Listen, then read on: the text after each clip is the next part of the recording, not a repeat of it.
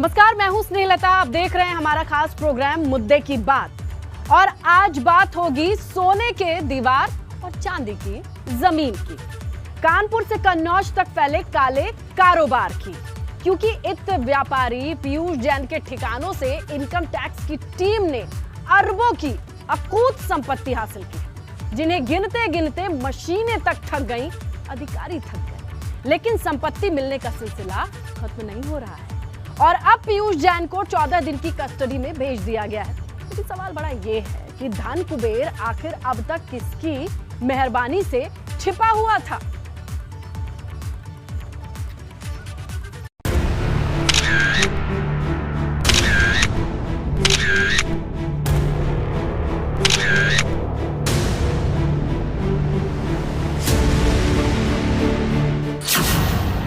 खुला तहखाना, निकला 300 करोड़ का खजाना।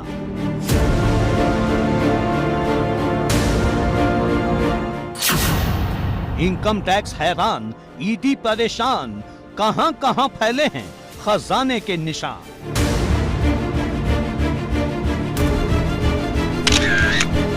कानपुर के इत्र कारोबारी पीयूष जैन के घर से मिले खजाने को देखकर हर कोई हैरान है, क्योंकि इतना खजाना मिलेगा ये खुद इनकम टैक्स वालों ने भी नहीं सोचा होगा।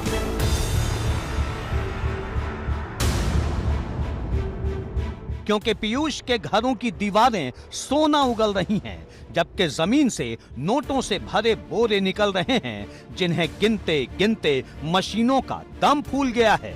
सोने और चांदी की तौल करते करते वेट मशीन ने भी जवाब दे दिया है। 250 करोड़ से ज्यादा की संपत्ति अभी तक एजेंसीज को जांच में मिल चुकी है, जिसमें कई किलो सोना है, चांदी है, हीरे हैं और तमाम नकदी मिली है। कानपुर में सबसे पहले बुधवार को शिखर पान मसाला पर डीजीजीआई की टीम ने छापेमारी की थी और उसके बाद कुछ सुराग मिले थे। गणेश ट्रांसपोर्ट और शिखर पान मसाले में छापेमारी के बाद कुछ सबूत मिले थे, सुराग मिले थे और उस पर आगे कार्रवाई करते हुए गुरुवार को जब इत्र कारोबारी के घर में रेड की गई तो 90 करोड़ से ज्यादा की नकदी मिली थी और तमाम परतें खुलती चली गई। परत दर परत खुली। अहमदाबाद में, मुंबई में, कानपुर नगर में, नोएडा में, दिल्ली में, मुंबई में, तमाम शहरों पर जब छापेमारी की गई और एजेंसीज को अकूत संपत्ति मिली। कन्नौज में खजाने की खोज करते वक्त इनकम टैक्स अधिकारियों को एक तहखाना मिला, जिसमें ऐसे ऐसे लॉकर मिले, ऐसे ऐसे गुप्त रास्ते मिले कि मदद के लिए आर्किटेक्ट की टीम को बुलाना पड़ गया। तस्वीरों में दिख रही अकूत संपत्ति के अलावा 16 महंगी संपत्तियों के दस्तावेज मिले। इनमें से 7 प्रॉपर्टी कानपुर में, 7 कन्नौज में, 7 मुंबई में और 2 दिल्ली में हैं। दुबई में भी 2 संपत्तियों के बारे में पता चला है। छापेमारी में पीयूष के घर से 18 लॉकर मिले हैं, साथ ही करीब 500 चाबियों का एक गुच्छा भी मिला है।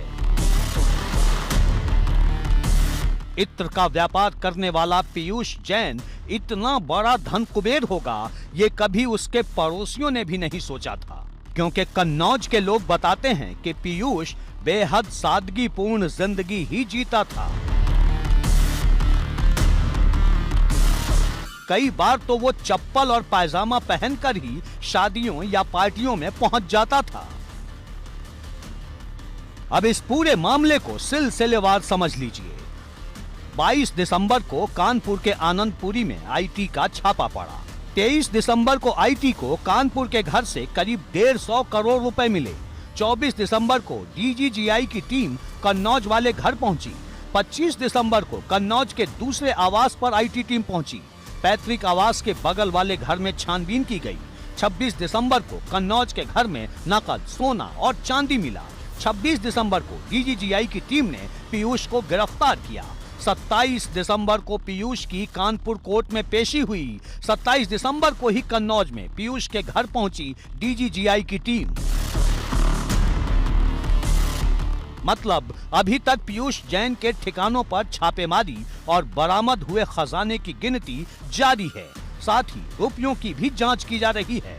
मतलब नोट किस साल जारी हुए, इनकी सीरीज क्या है, क्या एक ही सीरीज के ये सारे नोट हैं, इन सभी बिंदुओं पर भी पड़ताल कराई जा रही है। ताकि नोटों के स्रोत का पता लगाया जा सके, क्योंकि जैसे जैसे जांच आगे बढ़ेगी कई और चौंकाने वाले खुलासे हो सकते हैं और अब हर किसी की नजर इसी बात पर टिकी हुई है। एबीपी गंगा के लिए कानपुर से रतीश त्रिवेदी और लखनऊ से विवेक त्रिपाठी के साथ ब्यूरो रिपोर्ट। तो जहां धन कुबेर की दौलत की गिनती चल रही है, वहीं सियासत भी जम करके हो रही है। आज अखिलेश यादव पर सीएम योगी ने ऐसा हमला किया है कि यूपी का सियासी पारा चढ़ गया है। लेकिन ऐसा नहीं है कि हमले की शुरुआत पहले योगी ने ही की हो। योगी से पहले एक चुभता हुआ ट्वीट अखिलेश यादव ने भी किया था। लेकिन सवाल बड़ा यह है कि इनकम टैक्स की छापेमारी को राजनीतिक दल चुनाव से जोड़ करके क्यों देख रहे हैं?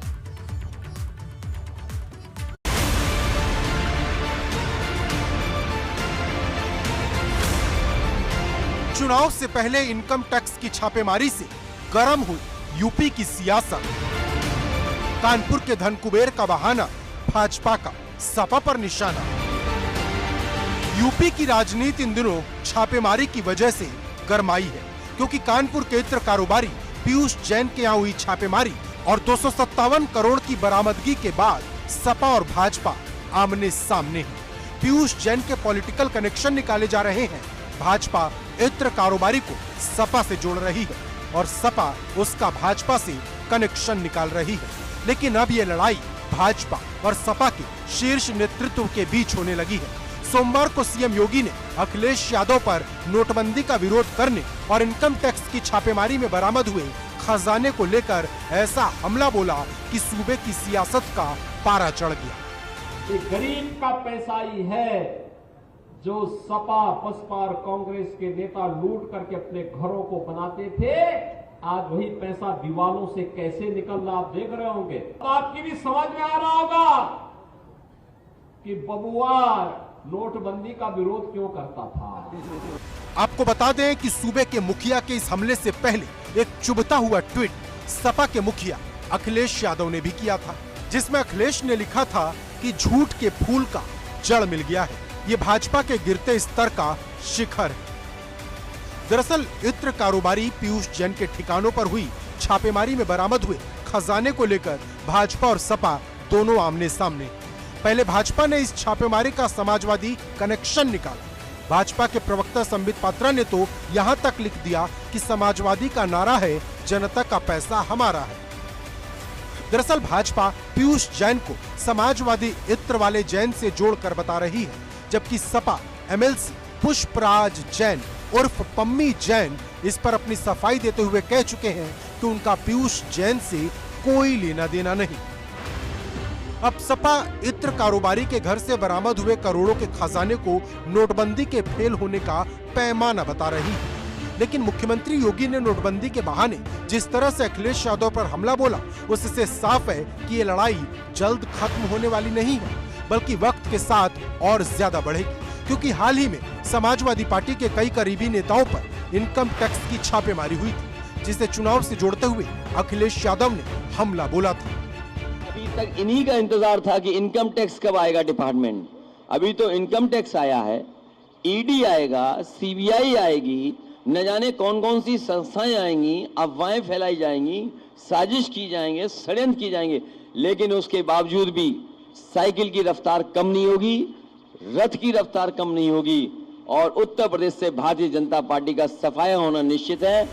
तो सवाल बड़ा है कि क्या छापेमारी का सच में चुनाव से कोई कनेक्शन है या फिर ये छापेमारी आने वाली किसी बड़े छापेमारी की दस्तक है।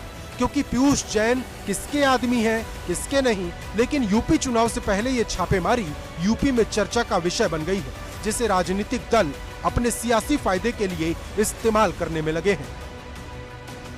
कानपुर से रतीश त्रिवेदी के साथ ब्यूरो रिपोर्ट एबीपी गंगा। अच्छा, पिछले कई चुनाव से ये देखा गया है कि ब्राह्मण वोटर ही सत्ता का राज तिलक करते हैं। फिर चाहे बात आप 2007 की कर लीजिए या 2012 की या फिर 2017 की, जिस भी पार्टी के सबसे ज्यादा ब्राह्मण विधायक बने उसी पार्टी की लखनऊ में सरकार बनी है। अब कुछ दिन बाद 2022 के चुनाव के लिए भी बिगुल बज जाएगा और यही वजह है कि सियासी दल लगातार ब्राह्मण वोटर्स पर राजनीतिक जाल फेंक रहे हैं। बीजेपी ने एक कमेटी खड़ी की है जो कि ब्राह्मण वोटर्स को रिझाने की रणनीति पर काम करेगी। लेकिन यहाँ मुद्दे की बात यह है कि 22 के रण में ब्राह्मण किसके साथ खड़े होंगे।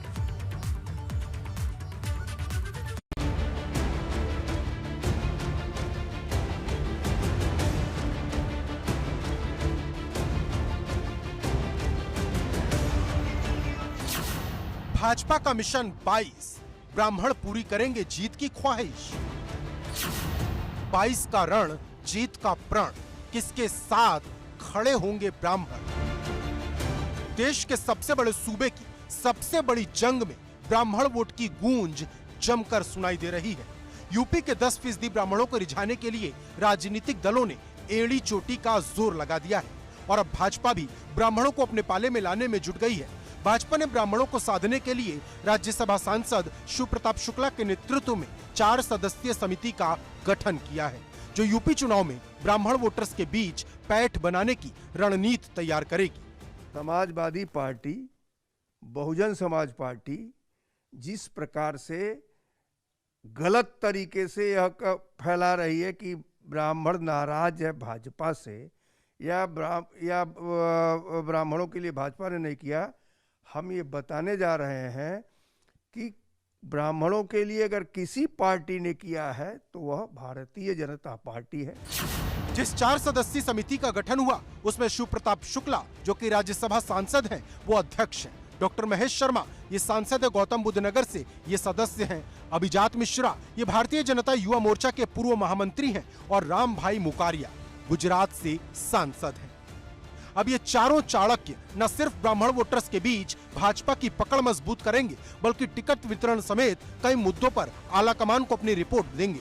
लेकिन सवाल बड़ा है कि क्या ब्राह्मण भाजपा पर इस बार फिर से भरोसा करेगा, क्योंकि विपक्षी दल ब्राह्मणों की अनदेखी का आरोप लगाकर लगातार माहौल बनाए हुए हैं। ये कोई जातीयता की कोई इस प्रकार का कोई वो नहीं है। रूप से हम सभी के मन में है कि इस बार उत्तर प्रदेश में हम लोग पिछली बार से भी बड़ी जीत है। एक अफवाह है, ये एक दुष्प्रचार है, विपक्ष के द्वारा फैलाया जा रहा है और कहीं कोई नाराजगी नहीं है और सबसे ज्यादा सम्मान अगर ब्राह्मणों का है तो वो भारतीय जनता पार्टी के अंदर है।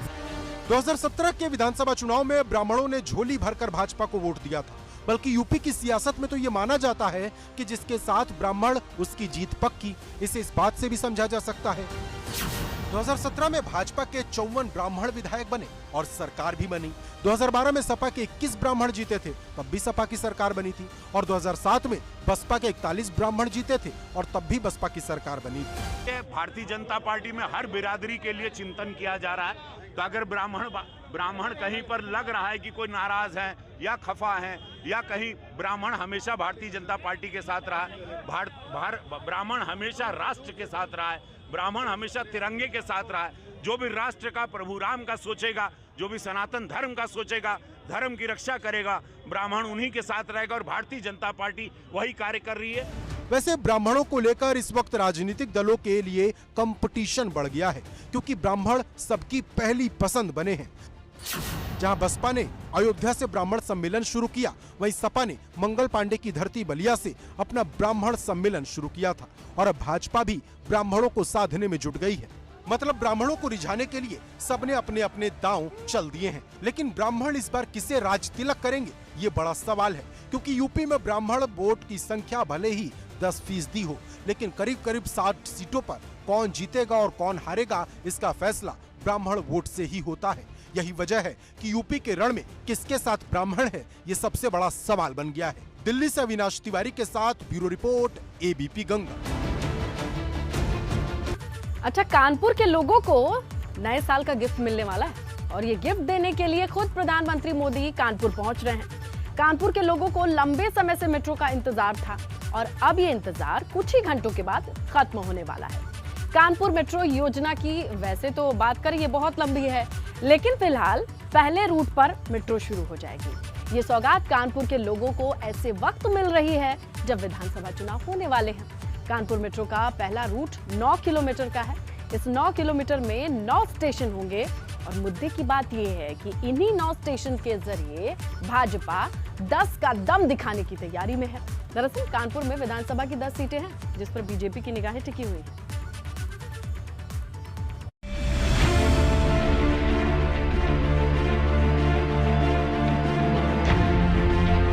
कानपुर को मेट्रो की सौगात 22 में बनेगी बात। दिसंबर में पीएम मोदी का 7वां यूपी दौरा, चुनावी तैयारी का पूरा ब्यौरा। कानपुर में मोदी, उन्नाव में अखिलेश, राजनीति का सबसे बड़ा संदेश। यूपी में फिर से भाजपा का परचम लहराने प्रधानमंत्री मोदी आ रहे हैं।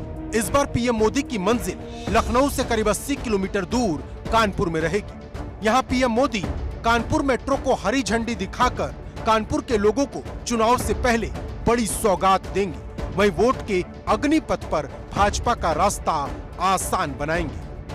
प्रधानमंत्री नरेंद्र मोदी कानपुर आ रहे हैं। 5 घंटे का दौरा है और सबसे पहले शुरुआत होगी आईआईटी कानपुर से। 10:30 बजे वो सुबह कानपुर पहुंचेंगे और 11 बजे आईआईटी कानपुर में उनका प्रोग्राम है।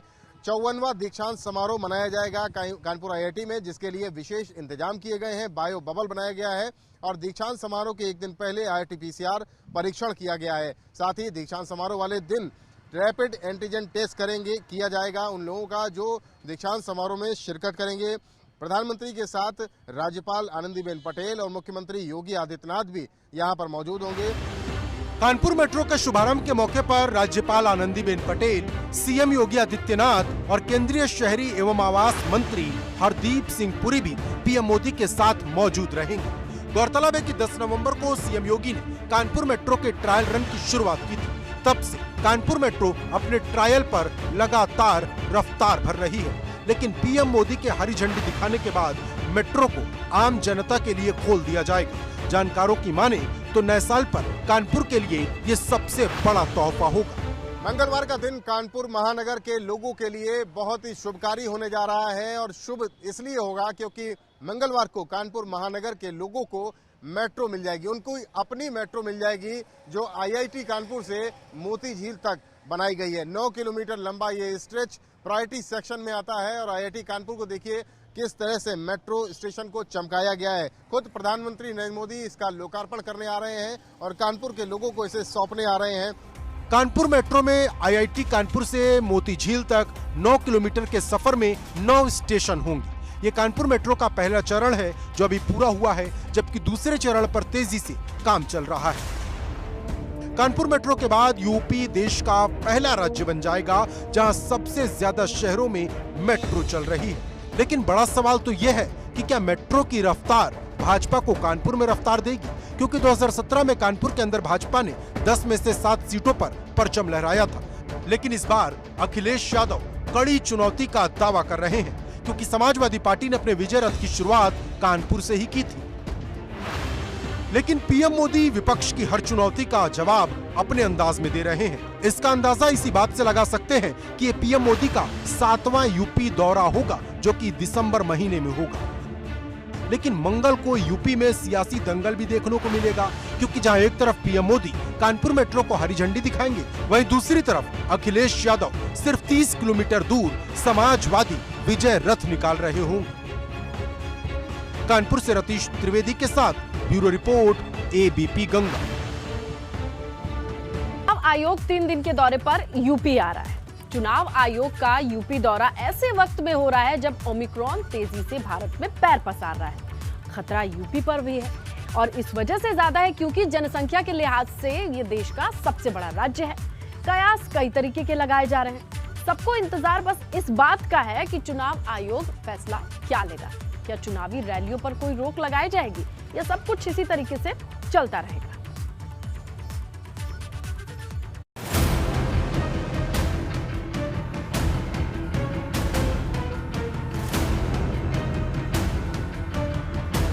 ओमिक्रॉन की तेज रफ्तार, क्या चुनाव पर लगेगा ब्रेक? चुनाव आयोग तैयार, तारीखों का इंतजार।